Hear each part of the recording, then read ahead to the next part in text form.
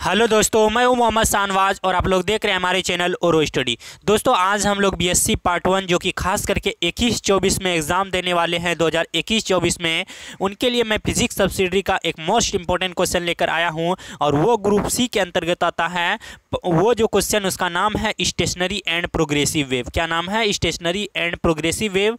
आपके एग्जाम में अगर ये क्वेश्चन का सिर्फ शॉर्ट फॉर्म ये दिख जाए स्टेशनरी एंड प्रोग्रेसिव वेव, तो आपको डायरेक्ट यही आंसर लिख देना है। मैं इसके अलावा बता देना भी चाहता हूं कि क्वेश्चन आपको जो एग्जाम में पूछा जाएगा किस तरह से पूछा जाएगा। तो देखिए आप क्वेश्चन, चलिए क्वेश्चन जो आपको एग्जाम में पूछा जाएगा वो इस तरह पूछा जाएगा। Deduce equation of the progressive and stationary wave and hence obtain of the differential equation of the wave. यानी आपको प्रोग्रेसिव वेव और स्टेशनरी वेव का पहले डिफिनेशन लिखना, उसके बाद डिफरेंशियल इक्वेशन आपको वेव मोशन का निकालना है। ठीक, चलिए या तो आपको दूसरी तरफ से इस तरह से पूछा जा सकता है कि व्हाट आर स्टेशनरी वेव, सिर्फ स्टेशनरी वेव पूछा जाएगा। Describe analytically of the principal features of three waves, आपको इस तरह क्वेश्चन पूछा जाएगा। ठीक, या तो आपको इस तरह से पूछा जाएगा व्हाट इज प्रोग्रेसिव वेव, यानी प्रोग्रेसिव वेव क्या है, फिर establish equation of the progressive wave, obtain the differential equation of the wave. ठीक, चलिए अब चलते हैं हम लोग इसके आंसर की ओर।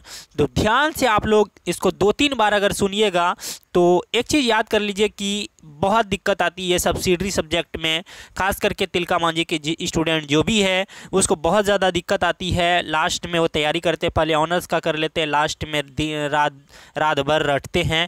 ये नहीं करना है हम लोगों को। इस बार हम लोगों को पहले से नोट्स तैयार करना है। इस बार हम पहले से ही सतर्क हो चुके हैं और आपको बता रहे हैं, इसीलिए आप पहले से देखना स्टार्ट कर दीजिए और नोट्स बनाते चलिए प्रॉपर वे में, ताकि आपको लास्ट में परेशानी ना हो। तो चलिए क्या कीजिएगा, आप चैनल पे न्यू हैं तो चैनल को सब्सक्राइब कर दीजिएगा और बेल आइकन को दबाना ना भूलिएगा।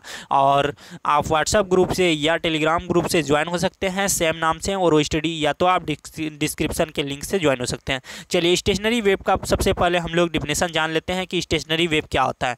स्टेशनरी वेव को हम लोग देखिए, stationary wave are produced by superposition of two progressive wave of equal amplitude and frequency traveling with the same speed and opposite direction। कहने का मतलब है कि स्टेशनरी वेव उसे कहते हैं जो कि superposition of two progressive wave, यानी दो प्रोग्रेसिव वेव के सुपरपोजिशन, यानी उसका इक्वल एम्पलीट्यूड और फ्रीक्वेंसी ट्रेवलिंग जो करता है प्रोग्रेसिव वेव, दो प्रोग्रेसिव वेव मिलकर उसका एम्पलीट्यूड और फ्रीक्वेंसी ट्रेवलिंग जो करता है सेम स्पीड से, उसी को बोलते हैं same speed in opposite direction, यानी सेम स्पीड और अपोजिट डायरेक्शन से उसी को बोलते हैं स्टेशनरी वेव बोलते हैं। जैसे कि यहाँ समझ जाएंगे, देखिए एक डायरेक्शन इधर से जा रही है और एक डायरेक्शन इधर से जा रही है। देखिए same frequency and same direction से जा रही है लेकिन अपोजिट डायरेक्शन है। सिर्फ इसका सेम फ्रीक्वेंसी एंड ट्रेवल भी सेम कर रहा है लेकिन डायरेक्शन क्या है, अपोजिट है। ये फिगर बना दीजिएगा। चलिए अब हम लोग जान लेते हैं प्रोग्रेसिव वेव। प्रोग्रेसिव वेव को देखते हैं। प्रोग्रेसिव वेव का डिफिनेशन है a wave that generally travels continuously in a medium of the same direction without the change in the amplitude is known as travelling wave या progressive wave. कहने का मतलब है कि इसमें कंटिन्यूसली चलता रहता है। ठीक, जिस भी मीडियम में चलेंगे हम लोग कंटिन्यूसली चलेंगे, ना कि इधर से चलेंगे फिर इधर से चलेंगे, ये नहीं है। Without change in its amplitude, यानी बिना चेंज हुए एम्पलीट्यूड को हम लोग ट्रेवल करेंगे इस वेव में। चलिए अब हम लोग देख लेते हैं डिफरेंशियल इक्वेशन। ये दोस्तों मैं बता देना चाहता हूँ कि ये जो है अपना भाषा है, लैंग्वेज है, ये किताबी लैंग्वेज नहीं है। आपको समझने में कोई भी दिक्कत नहीं आएगी, आप खुद बाय खुद समझ लीजिएगा।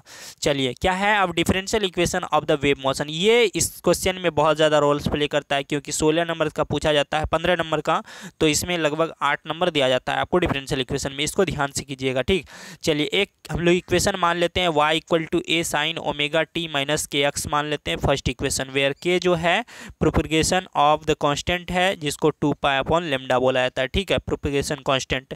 चलिए अब इसको पार्शियल डिफरेंशिएट करेंगे एक्स के रिस्पेक्ट में। हम लोग x के रिस्पेक्ट में पार्शियली यहाँ पे लिख सकते हैं differentiating partially with respect to x। dy/dx करेंगे तो ये हो जाएगा d/dk हो जाएगा, a sign omega T minus के एक्स हो जाएगा। अब इसका डिफरेंशिएट करेंगे x के रिस्पेक्ट में तो ये हो जाएगा देखिए ए है कांस्टेंट और ओमेगा के है कांस्टेंट, ठीक है, एक्स के रिस्पेक्ट में कर रहे हैं ना, तो के है कांस्टेंट, माइनस हो जाएगा आगे में, तो ये हो जाएगा साइन का कॉस हो जाएगा, ओमेगा टी माइनस के एक्स हो जाएगा। इसको मान लेते हैं सेकेंड इक्वेशन मान लेते हैं। चलिए फर्स्ट ही मान लिए, इसमें सेकेंड मान लेते हैं। अब इसको फिर से डिफ्रेंशिएट करेंगे, अगेन डिफ्रेंशिएटिंग करेंगे तो ये हो जाएगा del two upon del X square. फिर से करेंगे इसको तो ये हो जाएगा माइनस ए के तो पहले से है, फिर आ जाएगा माइनस के आ जाएगा, और कॉस का हो जाएगा minus sign omega T minus के एक्स हो जाएगा। चलिए इसको मान लेते हैं सेकेंड इक्वेशन या थर्ड इक्वेशन आप मान सकते हैं। चलिए अब यहाँ से हम लोग क्या निकाले थे, del Y by del T. अब टी के रिस्पेक्ट में डिफ्रेंशिएट करेंगे, पहले तो एक्स के रिस्पेक्ट में किया, अब टी के रिस्पेक्ट में कर लेंगे डिफ्रेंशिएट। सिंपली ये आ जाएगा हम लोग का डिफ्रेंशिएट आ जाएगा, टी के रिस्पेक्ट में करेंगे तो ये हो जाएगा कांस्टेंट, इस बार हो जाएगा ओमेगा हो जाएगा, कांस्टेंट हो जाएगा, ओमेगा को बाहर निकाल देना इंटू ओमेगा। चलिए ये हो जाएगा A omega cos omega T minus के एक्स हो जाएगा। फिर इसको टी के रिस्पेक्ट में डबल डिफ्रेंशिएट करेंगे तो ये हो जाएगा इस तरह हो जाएगा, क्या आ जाएगा मेरा del two Y upon del T square हो जाएगा minus A omega square sine omega T minus के एक्स हो जाएगा। इसको थर्ड इक्वेशन मान लेंगे या फोर्थ इक्वेशन।